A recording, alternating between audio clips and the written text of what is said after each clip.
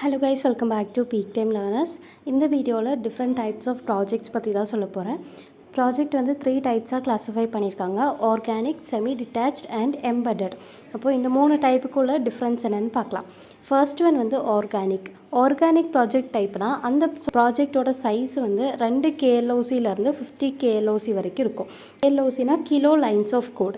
அப்போது ஆர்கானிக்கில் சைஸ் வந்து 2 to 50 KLOC தான் இருக்கும். அண்ட் இது வந்துட்டு ரொம்ப சின்ன ப்ராஜெக்டாக இருக்கும். அண்ட் இதில் ரிக்குவயர்மெண்ட்ஸுமே ரொம்ப கம்மியாக இருக்கும். அண்ட் டீம் சைஸும் ஸ்மாலராக இருக்கும். அண்ட் இந்த டீமில் வந்துட்டு எக்ஸ்பீரியன்ஸ்டு பர்சன்ஸ் தான் வேணும்.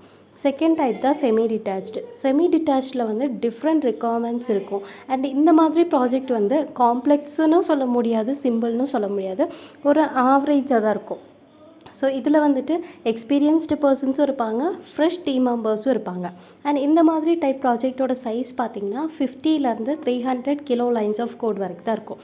அப்போ 2 to 50 இருந்தால் அது ஆர்கானிக், 50 to 300 இருந்துச்சுன்னா அது வந்து செமி டிட்டாச்டு ப்ராஜெக்ட் டைப்.